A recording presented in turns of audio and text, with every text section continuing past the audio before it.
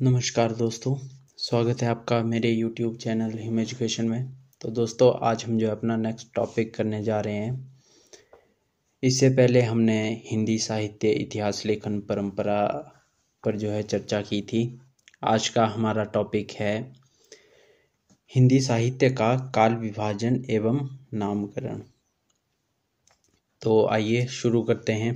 सबसे पहले काल विभाजन और एवं नामकरण की बात करें तो सबसे पहला प्रयास जो है जॉर्ज ग्रियर्सन ने किया था।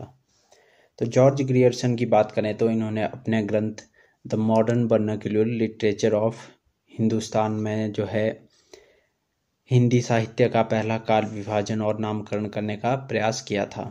इनके ग्रंथ की बात करें तो इनके ग्रंथ का प्रकाशन वर्ष 1888 है। इसके बाद बात करें तो इन्होंने जो है सबसे पहले चारण काल नाम दिया था। सबसे पहले काल को जो है चारण काल नाम दिया था। इसकी समय अवधि की बात करें तो सन 700 से 1300 ईस्वी मानी है इन्होंने। इसके बाद 15वीं शती का धार्मिक पुनर्जागरण, मलिक मोहम्मद जायसी का प्रेम काव्य, ब्रज का कृष्ण काव्य सन 1500 से 1600 ईस्वी। इसके बाद मुगल दरबार, तुलसीदास, रीति काव्य की बात करें तो इन्होंने रीति काव्य का समय जो है 1580 से 1692 तक विभाजित किया है। इसके बाद बात करें तो तुलसीदास के अन्य प्रवृत्ति 1600 ईस्वी से लेकर के 1700 ईस्वी तक। इसके बाद 18वीं शताब्दी सन 1700 से 1800 कंपनी के शासन में जो है हिंदुस्तान सन 1800 से 1857 तक। इसके बाद है विक्टोरिया के शासन में हिंदुस्तान, तो 1857 से जो 1887 तक जो है इन्होंने ये काल विभाजन किया है। काल विभाजन की बात करें तो इन्होंने जो है हिंदी साहित्य को 11 कालों में बांटा है। तो इसके बाद बात करें तो इसके बाद जो है दूसरा प्रयास जो है मिश्र बंधुओं ने किया था।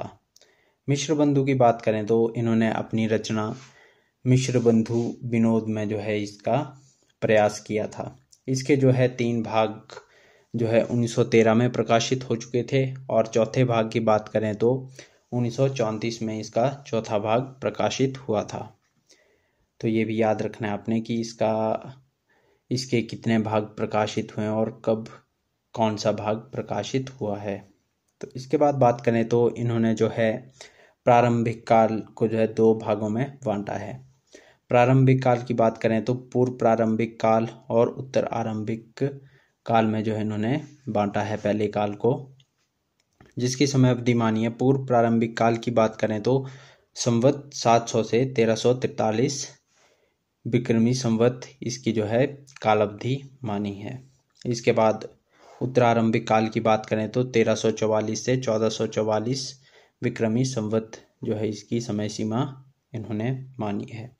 इसके बाद दूसरे काल की बात करें तो दूसरे काल को इन्होंने जो है माध्यमिक काल नाम दिया है। माध्यमिक काल को भी इन्होंने 2 वर्गों में विभाजित किया है, पूर्व माध्यमिक काल और प्रौढ़ माध्यमिक काल। और समय अवधि की बात करें तो संवत 1445 से 1560 और प्रौढ़ माध्यमिक काल की बात करें तो संवत 1561 से 1680। इसके बाद तीसरे काल की बात करें तो तीसरे काल को इन्होंने अलंकृत काल नाम दिया है। अलंकृत काल को भी इन्होंने 2 वर्गों में विभाजित किया है, पूर्वालंकृत काल और उत्तरालंकृत काल। पूर्वालंकृत काल की बात करें तो इसकी समय सीमा संवत 1681 से 1790 इन्होंने मानी है और संवत 1791 से 1889 विक्रमी संवत जो है उत्तरालंकृत काल की समय सीमा मानी है। इसके बाद चौथे काल की बात करें तो चौथे कालों को इन्होंने जो है परिवर्तन काल का नाम दिया है। इसकी समय अवधि 1890 से 1925 तक जो है इन्होंने मानी है। 25 विक्रमी संवत या अब तक जो है इन्होंने मानी है। इसके बाद 5वां है वर्तमान काल। तो वर्तमान काल की समय अवधि देखें तो संवत 1926 विक्रमी संवत से लेकर के अब तक जो है इसकी समय सीमा मानी है। परिवर्तन काल की बात करें तो परिवर्तन काल 1890 से 1925, और इसके बाद वर्तमान काल की बात करें तो 1926 से अब तक जो इन्होंने मानी है।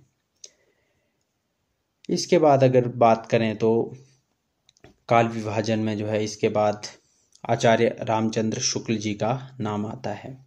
इन्होंने अपने ग्रंथ हिंदी साहित्य का इतिहास में, जिसका प्रकाशन वर्ष सन 1929 है, उसमें जो इन्होंने काल विभाजन एवं नामकरण का प्रयास किया था।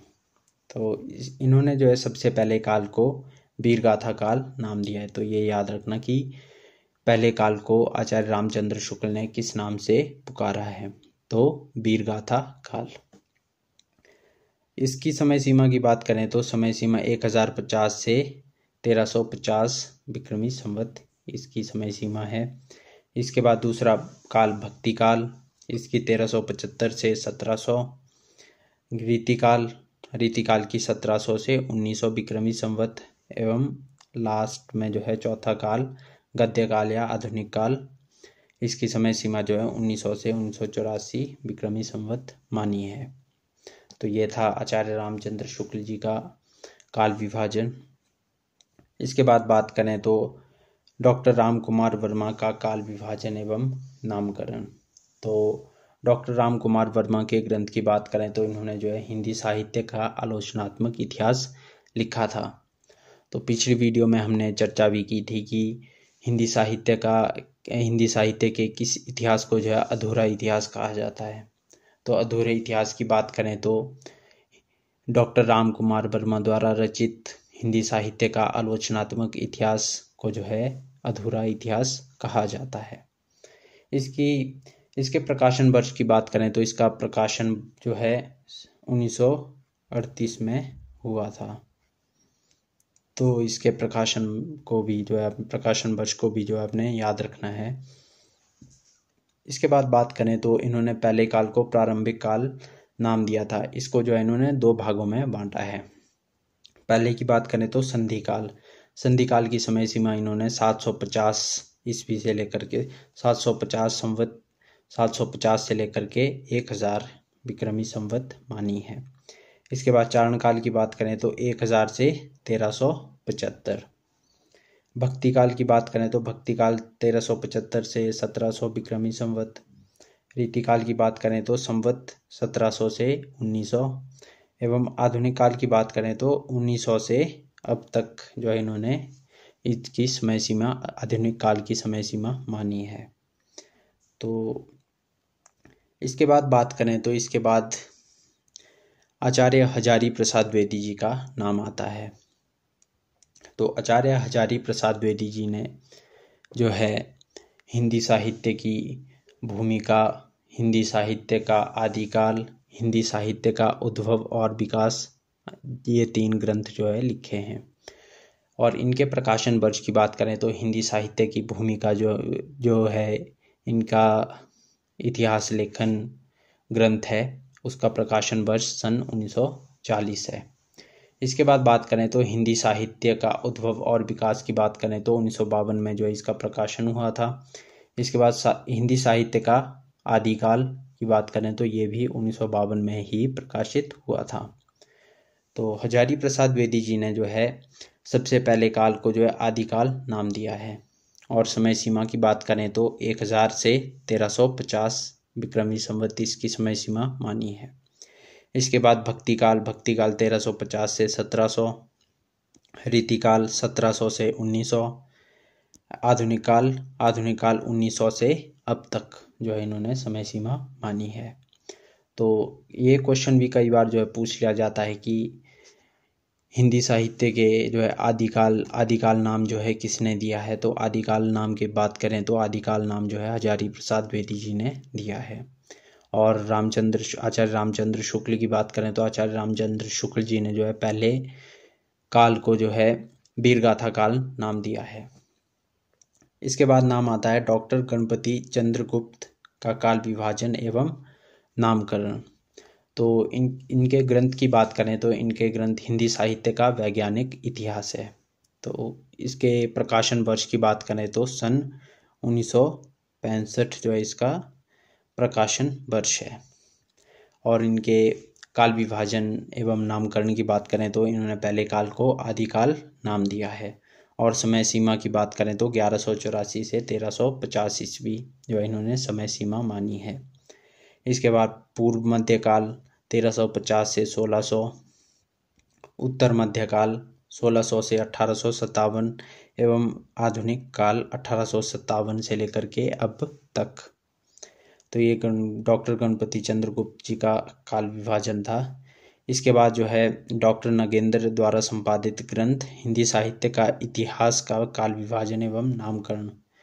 तो इसके बाद जो है हिंदी साहित्य की बात करें तो हिंदी साहित्य का इतिहास जो है जिसका संपादन जो है डॉक्टर नगेंद्र ने किया था।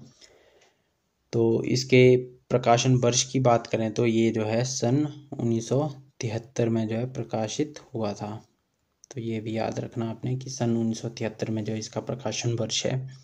और इनके काल विभाजन की बात करें तो पहले काल को इन्होंने आदिकाल नाम दिया है।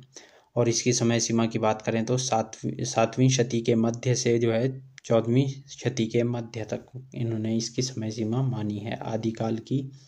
भक्ति काल की बात करें तो 14वीं शती के मध्य से लेकर के 17वीं शती के मध्य तक जो है इन्होंने समय सीमा भक्ति काल की मानी है। इसके बाद रीतिकाल 17वीं शती के मध्य से लेकर के 19वीं शती के मध्य तक जो इन्होंने रीतिकाल की समय सीमा मानी है। इसके बाद है आधुनिक काल। तो आधुनिक काल की बात करें तो आधुनिक काल में जो है 19वीं शती के मध्य से लेकर के अब तक जो आधुनिक काल की समय माना है। इसके बाद है पुनर्जागरण काल, भारतेंदु युग 1857 से 1900 ईस्वी, जागरण सुधार काल अर्थात जिसको जो है द्वैती युग कहा जाता है 1900 से 1918, छायावाद युग 1918 से 1938, छायावाद उत्तर काल इसको जो है 2 वर्गों में बांटा है, प्रगति प्रयोग काल एवं नवलेखन काल। तो प्रगति प्रयोग काल की बात करें तो 1938 से 1953 इसकी समय सीमा है। इसके बाद बात करें तो नवलेखन काल की बात करें तो 1953 से अब तक जो है नवलेखन काल की समय सीमा मानी गई है। इसके बाद आते हैं डॉक्टर रामस्वरूप चतुर्वेदी। तो डॉक्टर रामस्वरूप चतुर्वेदी की बात करें तो इन्होंने जो है हिंदी साहित्य और संवेदना का विकास नाम से ग्रंथ लिखा है। और प्रकाशन वर्ष की बात करें तो इसका प्रकाशन वर्ष 1986 माना गया है। तो इसके बाद इनके काल विभाजन एवं नामकरण की बात करें तो पहले काल को इन्होंने आदिकाल अर्थात वीरगाथा काल नाम दिया है सन 1000 से 1350 ईस्वी, पूर्व मध्यकाल 1350 से 1650, उत्तर मध्यकाल 1650 से 1850, आधुनिक काल 1850 से लेकर के अब तक। इसके बाद नाम आता है डॉक्टर बच्चन सिंह जी का। तो इनके बारे में भी जान लेते हैं कि उन्होंने जो है क्या नाम दिया है। तो इनके काल विभाजन एवं नामकरण की बात करें तो इन्होंने जो है पहले काल को अपभ्रंश काल नाम दिया है। तो ये इम्पोर्टेंट है कि इन्होंने पहले काल को आदिकाल नाम ना दे करके अपभ्रंश काल नाम दिया है। दूसरे काल की बात करें तो भक्ति काल नाम इन्होंने दिया, इसकी समय सीमा 1400 से 1650 मानी है। रीतिकाल इसके बाद सन 1650 से 1857 एवं लास्ट में जो है अंतिम में आधुनिक काल। आधुनिक काल की बात करें तो सन 1857 से लेकर के अब तक जो है इसकी समय सीमा डॉक्टर बच्चन सिंह जी ने मानी है। तो ये था आज का ये हमारा टॉपिक हिंदी साहित्य का काल विभाजन एवं नामकरण। तो अगर वीडियो अच्छी लगी हो तो लाइक करें, शेयर करें, कमेंट करें और अगर चैनल पर नए हो तो सब्सक्राइब ज़रूर करें। इसके बाद जो है हम नेक्स्ट टॉपिक शुरू करेंगे। हम जो है आगे आदिकाल पढ़ेंगे अब। तो नेक्स्ट वीडियो जो है आदिकाल के बारे में हम पढ़ेंगे। तब तक के लिए धन्यवाद।